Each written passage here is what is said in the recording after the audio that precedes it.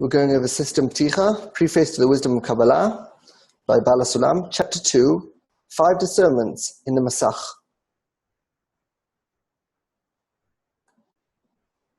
Session number 9, Fundamentals, Basic Concepts. Light and Vessel. Light and Vessel by Bala Sulam. Item 17. Thus far, we have clarified the three basic elements in the wisdom. The first is the light and the Kli vessel. For the light is a direct extension of his essence, and the Kli vessel is the will to receive, which is necessarily included in that light. One departs the emanator and becomes an emanated being to the extent of that desire. Also, this will to receive is considered the Malkut kingdom, discerning the upper light. This is why it is called Malkut kingdom, by way of he and his name are one, as his name in Gematria numerology is Radzon, desire. Explanation, item 17. Thus far we have clarified the three basic concepts in the wisdom. The first is the light and the vessel, where the light is reality and the vessel is the perception, which must be included with that reality, since it attracts the light.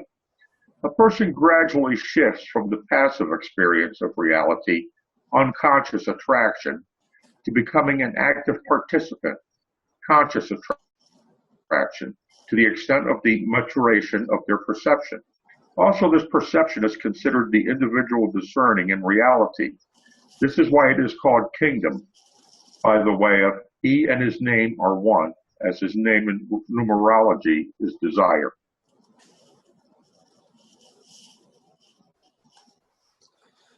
Light and Vessel. Explanation. Item 17. Thus far we have clarified the three basic concepts in the wisdom. The first is the light and the vessel, where the light is reality and the vessel is the perception, which must be included within that reality, since it attracts the light. So what we have here is we have the Atzmuto, which is the essence, which we say everything but the will to receive is in it, but we don't actually have any details in it, since the definition of the essence is with no perception, since a perception limits what you're looking at. So the essence is the root, and then the idea is that we've got two things. We've got Or, which is light, which we refer to as reality, and we've got the Kli, which is the vessel, which we call perception. And the idea is that normally when people learn Kabbalah, they're learning about reality. That is, they're learning about how reality cascades from the essence all the way to our senses. Right? So it's basically going from Ein Sof boundless light, through Adam Kadmon, primordial man, Atzilut, emanation, Bria, creation, Yetzirah, formation, and Asiya, action. But what we deal with when we're dealing with advancement, we're dealing with the maturation of the perception, not with reality, because reality, we always see it in its most mature form, which is basically what we see with our five senses. But with our perception, we're actually born with a very immature perception, which is Ein Sof boundless light, and we have to mature our perception through the worlds of Adam Kadmon, primordial man, which is after the barrier. Then we've got Atzilut, emanation, Bria, creation, Yetzirah, formation, and then finally Asiya, action. When we reach the end of action, that's called end of correction. Also notice how when someone's perception is basically before the barrier, their pulling force in their perception is very low. So most of the time, they're actually dealing with reality itself.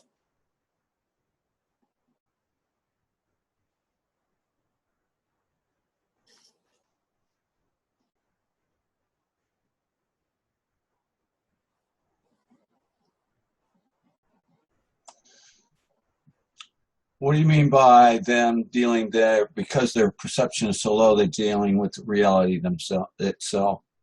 So the idea is that think of a vessel as a pulling force. Right? So the idea is there's a vessel in reality, right? And the idea is that that pulling force is basically what sort of displays. There's like two parts. There's what you see with your senses, and there's a pulling force in reality that makes you constantly want to deal with things in reality. You could say the tension, the emotion. Right? Sometimes you want to like have a good posture, like where you feel in control, and then something happens and it pulls you right into it. That pulling force that pulls you right into it is considered the vessel side in reality. And that vessel side is very mature.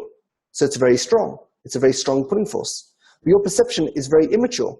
So the amount of pulling force you have in your vessel, in your perception, is very small. And that's why you constantly fall and are mostly reactive to reality and don't have that ability to be in posture and be like, no, I'm going to identify this and observe what's happening here. You immediately like, no, this is wrong and this is to change. And you're just constantly in a reactive state. And that is because the pulling force of reality is stronger than your own pulling force into your perception. But when you reach end of correction, then you have an equal pulling force between reality and your perception. And then you can decide sort of how much you want to give to reality and how much you want to give to your perception. Passive to active. A person gradually shifts from the passive experience of reality and conscious attraction to becoming an active participant, conscious attraction, to the extent of the maturation of their perception. Also, this perception is considered the individual discerning in reality. Right, so the idea we're going from a passive experience of reality all the way to an active experience, and we cross the barrier in between. So we go from Ein Sof boundless to Adam Kodamon, primordial man, which is after the barrier, Atzilut emanation, Bria creation, Yitzira formation, and Asiya action.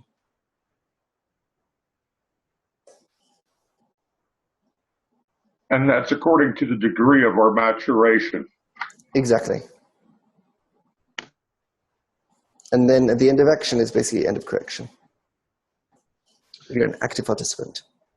So it becomes active once you cross the barrier or when you approach it?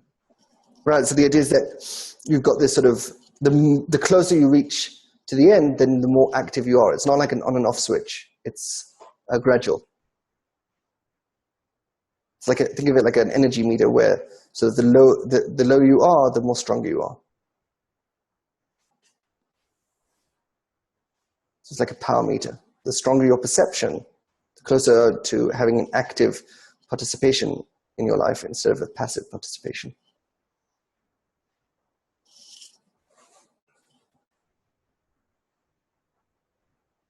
Yeah, I think all of us here could say we have grown a lot, since the beginning. So, we've matured, a great deal. We're active.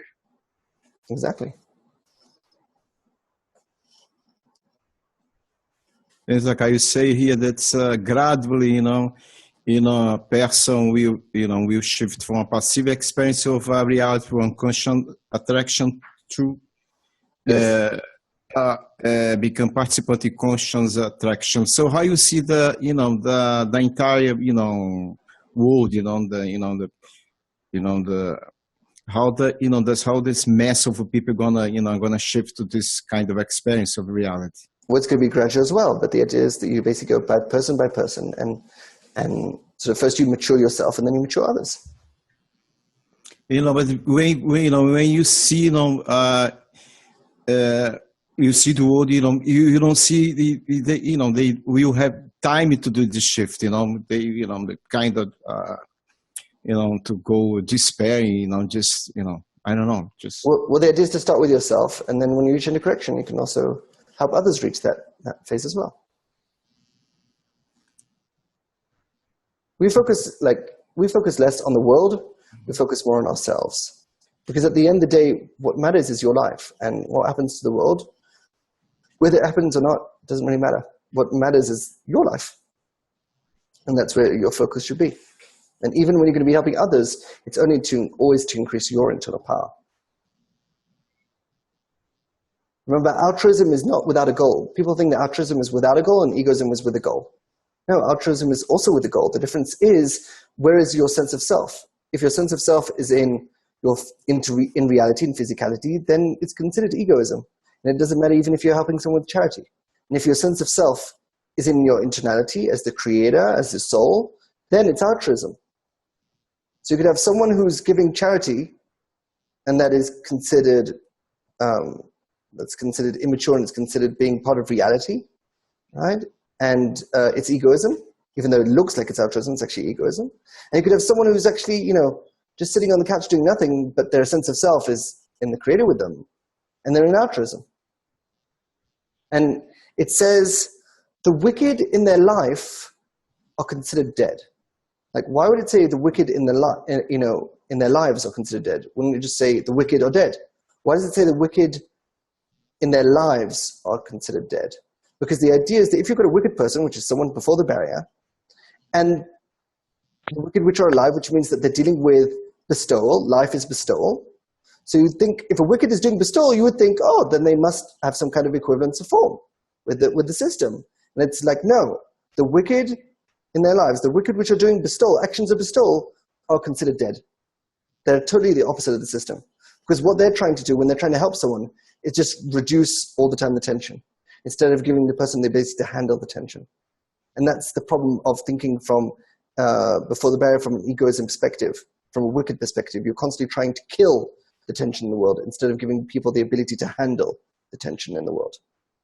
So when you give someone charity, you're doing it to reduce the tension of the person. Oh, he's poor, let me give him money so he won't have problems anymore. And instead, a person, it's not about giving money to someone, it's giving them the tools, the ability for them to get a job, for them to, which is, by the way, the highest level of charity is actually to give someone a job. And the idea is to give them that power to be able to handle their situation instead of trying just to give them filling to get rid of their tension. Numerology. This is why it is called kingdom, by the way of he and his name are one, as his name in numerology is desire. So what we've got here, we've got hu v'shmo echad, which is he and his name are one, and we've got the letters shin, mem, and vav, which is shemo, his name, and shin in numerology is 300, mem in numerology is 40, vav in numerology is 6, so 300 plus 40 plus 6 is 346. Then we have Ratzon, which is a desire. We got Reich, which in numerology is 200. Tzadi in numerology is 90.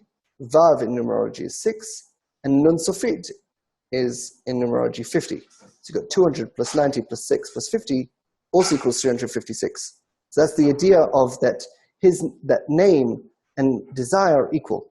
So you've got he, which is the creator. You've got, and his name Shmo, which is the desire of the person who's attaining that, and they're both one. And there's a difference between before the barrier and end of correction. Before the barrier, it's hu v'shmo echad, which is he and his name are one. And at end of correction, from the pasuk which says, Vaya Hashem lemelech al kol haaretz, vayom hahu yeh Hashem echad v'shmo echad. And in the future, the kingdom will be over the land, and he is one, and his name is one. What's the difference between he and his name are one, and he is one, and his name is one? Well, the idea is that before the barrier, which is what the state is talking about, which is talking about Malchut, the ends of the kingdom of boundless, you're still sort of owned by the system. You're not an employee of the system. You haven't become part of the system. And because you haven't become part of the system, then both the system and your desire are one. That is, you're basically part of that system because the creator created you, you could say. But then after it's into correction, then you have equal footing with reality, where you've got the creator within you, and his name, the desire, they're separate. So he is one and his name is one. That is, you've got a separation between reality and your perception. But even though there's that separation, there's still the oneness that they're both one.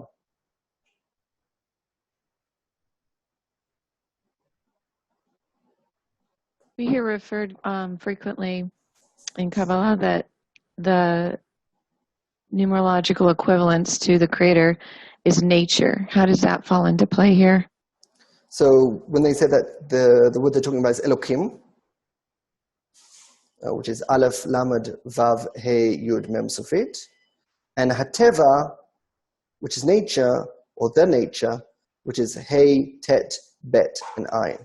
So if I sort of like pointed out the letters, you've got Aleph, which is 1, Lamed, which is 30, He, which is 5, Yud, which is 10, and then Mem Sofit, which is 40, which basically becomes 86. Then you do Hateva, which is He, which is 5, Tet, which is 9, Bet, which is 2, and then Ayin, which is 70, which is also 86. So the idea is that the creator Elohim, and Ateva, which is the nature, are one. And there's a distinction with the nature instead of nature. Exactly. So it's talking about the complete nature, not just what we normally call nature, which is referring to the still, vegetative, and animal. The nature includes all degrees, which includes the spiritual and the human.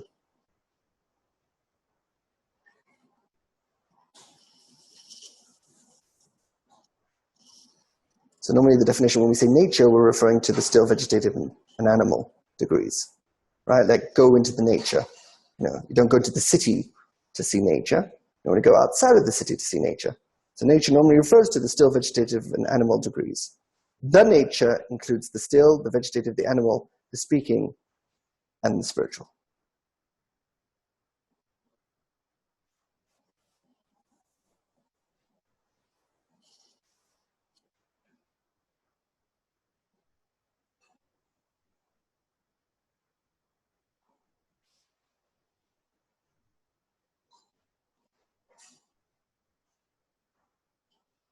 Emanations and worlds.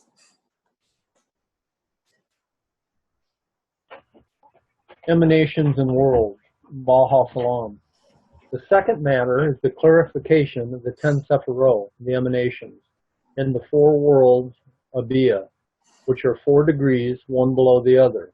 The will to receive must hang down through them until it is completed. Kli, vessel, and content. Explanation. The second matter is the maturation process of our perception through the 10 emanations, the various degrees of internal power, included in each of the 4 worlds. Emanation, controller, creation, soul, formation, intention, and action, which are 4 phases, one after the other, in the system. The perception must mature through them until the end of correction, where there is a mature perception and the reality attracts.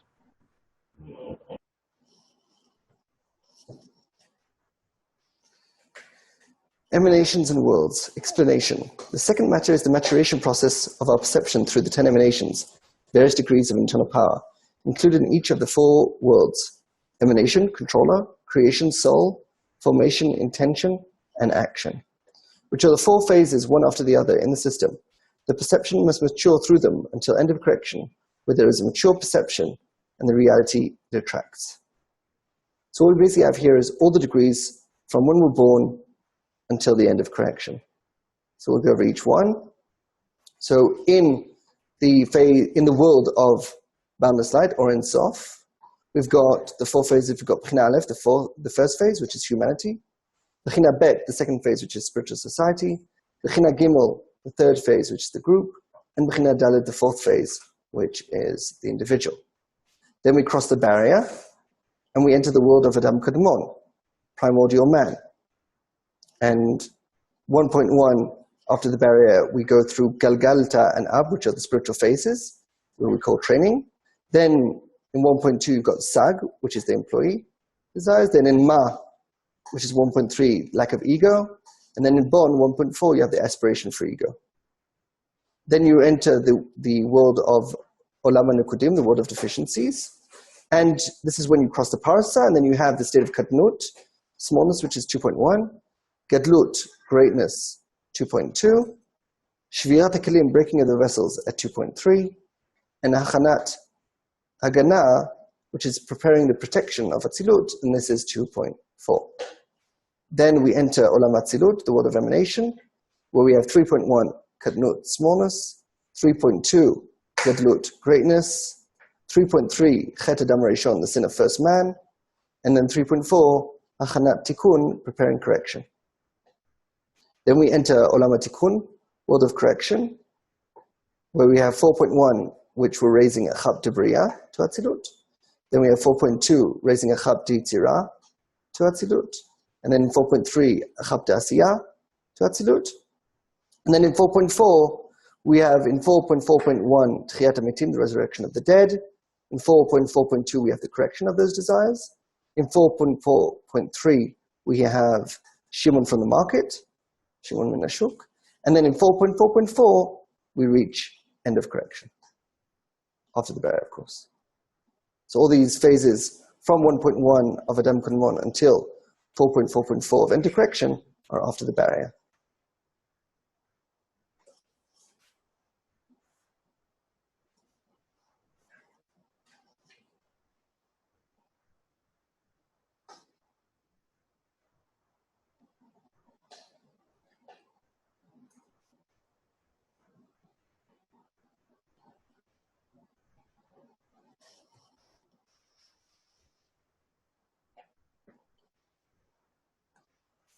Restriction and screen. Restriction and screen. Baal Sulam. The third matter is the Tzimtzum, restriction, and the Masach, screen, placed on this vessel of reception, which is Pchina Dalet, phase 4, in return for which new vessels of reception were made in the 10 Sefirot, emanations, called Or Chozer, reflected light. Understand and memorize these three foundations and their reasons, as they had appeared before you, since without them there is no understanding of even a single word in this wisdom. Explanation.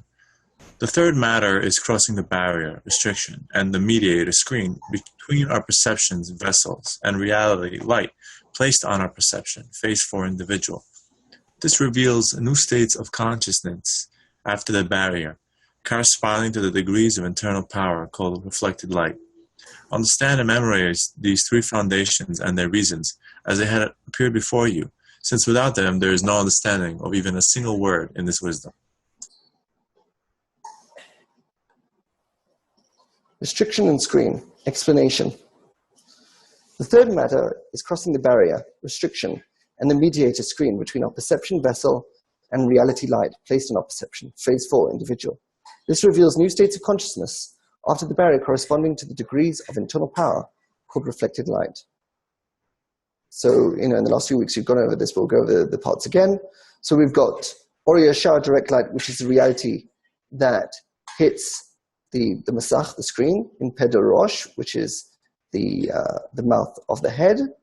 And then you've got reflected light, which is the screen reflecting back. It's sort of like vibrating. The screen vibrates up, and sort of the amount of light that in the end is going to go into the screen, when it expands, it's going to hold on to it. The light that is not going to be received in the spiritual face, in the spiritual partzuf, is called surrounding light, or makif. Then the screen expands down with the light going in it, and you've got the or pnimi, the inner light, is the combination of the direct light with the vibration of the screen, which is the reflected light. And that's or pnimi. And that's in the toch, the inner part of the partzuf, of the face. And then the screen has two disturbance to it. You've got the mating kingdom, which does the vibration above and below with the direct light. And you've got Malchuta Mesayemet, the ending kingdom, which decides this is the amount of light I can actually receive, and the light that I can't receive, it doesn't allow it into the vessel at all, and that becomes the surrounding light. And then what you have here in the vessel itself, you basically have the feeling of the lack of surrounding light. So you don't have here the surrounding light itself. You have it's called the female light. You feel the deficiency for the surrounding light. This is also called vak, bli rosh, which means it's basically a body without a head. And what that basically means is, if we're talking about reality coming in, what comes into the screen is the idea of taking control and saying, what I'm reacting to in reality is actually I'm the cause of it, not the consequence. And that's what the screen does. It allows you to say, what's happening, I'm going to clothe it with my screen, and I'm going to say, this reality actually made it happen. And the parts that I can't yet take over that intensity, that is what is considered the sof, the end of the spiritual face. So what I can take control over is here, and what I can't take control over is the deficiency for that is here. Okay, so question. I recognize the deficiency, and I see how potentially the deficiency is the result of the reflected light that becomes Or Makif. So my question is this reflected light, the light we put aside, don't want to, aren't going to deal with at this moment. It's because it's a corrupt. It's appears to us as a uncorrected perspective, which then, for instance, there's an aspect that isn't met, and you haven't met that aspect, which is the or nekava, because the light that would have filled that was an uncorrected version of that or nekava. So that's an aspect of the situation that still needs scrutiny and discernment, so that when the light is received, it's more palatable. It's more like intensity. Think of an intensity level. So the idea is not normally what we say is, let's say in Galgalta, you're receiving the root phase 1, 2, and 3 levels of intensity of reality, but the fourth level of intensity you're rejecting and making it surrounding light. So it's like what you can take control over in your life, those are considered less intense situations. In the intense situations, you just don't even touch them. You sort of like, that's too intense for me. But so that part that's too intense for us, then we have an uncorrected perception of that, and we need to scrutinize and discern it so that a fuller percentage of that light can then be received. And because I'm kind of getting a sense that light that's ejected is because it's a corrupted. In my eyes, it's corrupted, and it's and I realize I've drawn it to me, but I've drawn to me a corrupted version, and so I need to work with it and correct it so that I receive it in a more corrected version. Right, but the corruption is not, of course, in the light itself. The corruption is in the perception of it. Exactly, my uncorrected, still yet uncorrected percentage of perception. Okay. Yeah. The cleaning concepts that is required to actually then able to receive it. So okay. The clean concepts, you could say, is what enables the screen to actually clothe reality. And then the more you clean your concepts, the more you can use your screen to clothe reality. Now the ending kingdom, the Malhut there, is that separating the vessels of reception from the vessels of bestowal?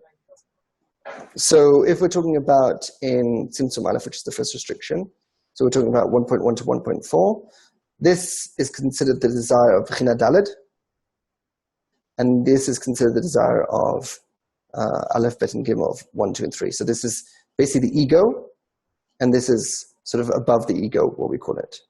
Afterwards, when we go to 2.1 and so forth, then we're actually going down into the ego. We go back into the ego and actually deal with it from a new, fresh perspective. But when we just cross the barrier, we're basically above the ego. It appears, I'm sorry. I'll just say one last thing. This whole Pratzuf is basically Bechina Daled. Then this part over here, the Or Nekeva, is the Daled of Daled. And then the end of the Pratzuf is considered the Daled of Daled of Daled.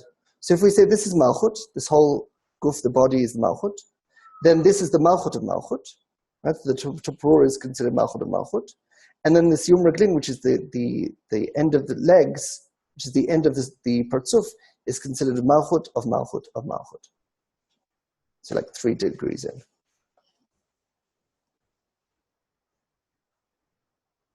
And what do the 3 degrees down there pertain to?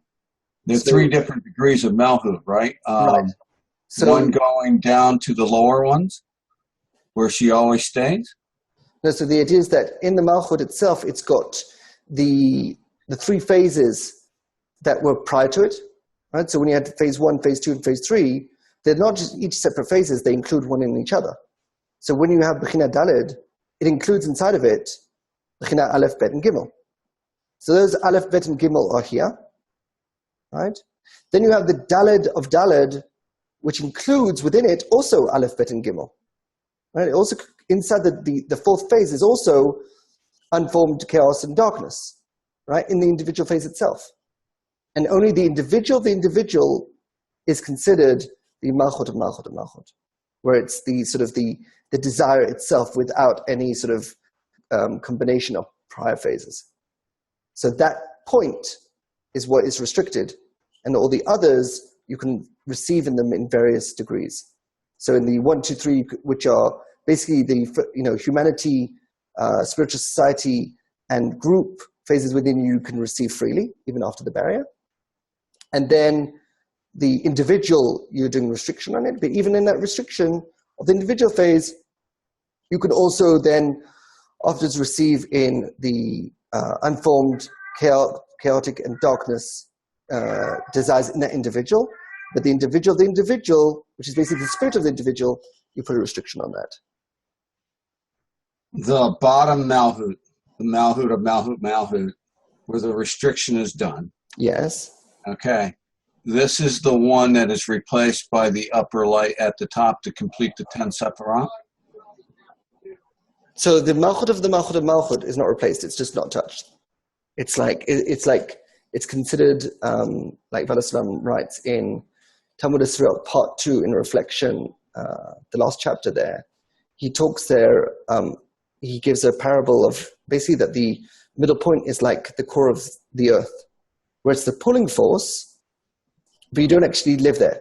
You live on the crust, you live on top of the crust of the earth. You live on land, right? So the pulling force, the attracting force, gravity is by the center of the earth, but you never actually get to interact with it. So the pulling force is there, but your interaction is on top. It's on a higher degree. So the same thing with the spiritual Pratzuf. Even though the pulling force is in Malchut of Malchut, you don't receive in that. You receive above.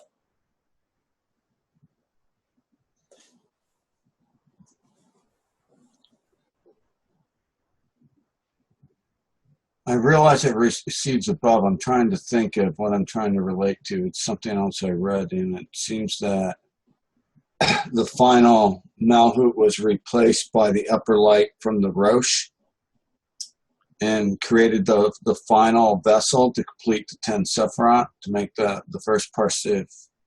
Right, so you're basically talking about the Or Chozer, the reflected light that the screen does.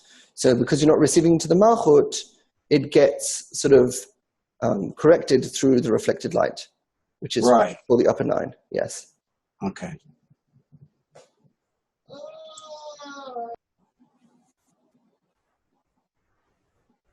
So we have the Rosh of the Pratzuf, which we said is the calculation. We've got the body is what we're actually doing the reception itself.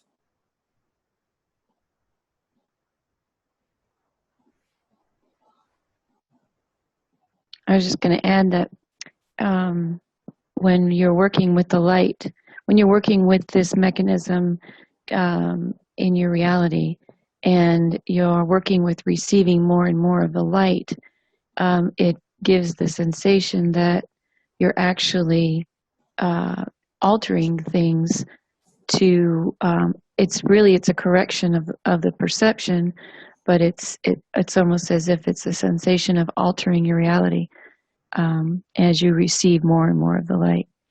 Definitely. And the work before the barrier is basically to get that big desire to receive that you can restrict in the first place.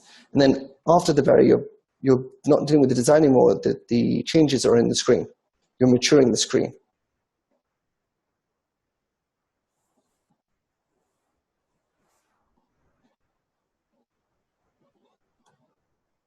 Three foundations. Understand and memorize these three foundations and their reasons as they had appeared before you, since without them there is no understanding of even a single word in this wisdom. So we basically talked about three foundations. So we've got the light, which we said is reality. We've got the vessel, which is perception. We've got the emanations, which are different intensities of the light, of reality, combined with our perception. Then we've got the worlds, which are the different degrees we go through in the worlds, and the worlds themselves that represent, phase 1, phase 2, phase 3, phase 4. We've got the restriction, which is when we cross the barrier, and then normally 3 days later, we get our screen. So these are basically the basic building blocks that most of Kabbalah is dealing with, all different combinations of these issues.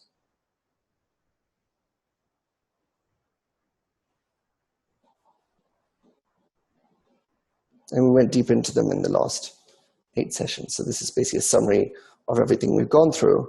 And then in item 10, Bala Salam starts going deeper into what happens after the barrier and dealing with the mating by striking, and the different degrees of the screen and how it relates to the lights and so forth.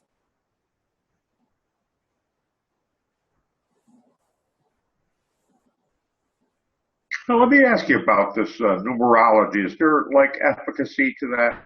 Is this, What do you mean? well, it seems to have, the provenance of it. Who decides what's the numerical value of something is? Well, numerology is basically a tool, like any other tool. So the idea is that some people get lost into numerology and start trying to calculate the numerology of everything. Numerology is a tool for your advancement. So if your goal is not advancement, then you'll just sort of fall into numerology and have too much fun with it.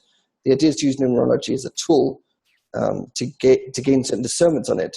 The goal is never numerology. The goal is advancement. Yeah, exactly. But yeah, this is the first time we've encountered gematria in our session.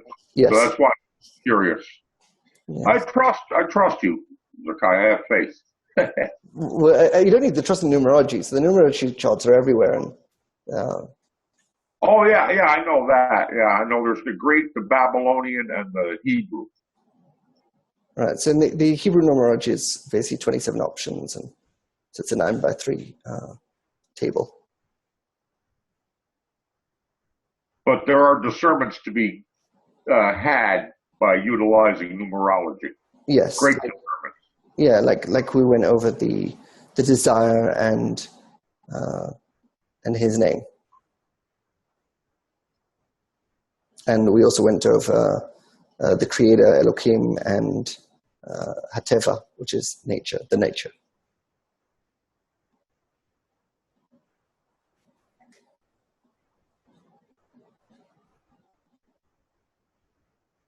All right, I think we'll stop here and enter the after party.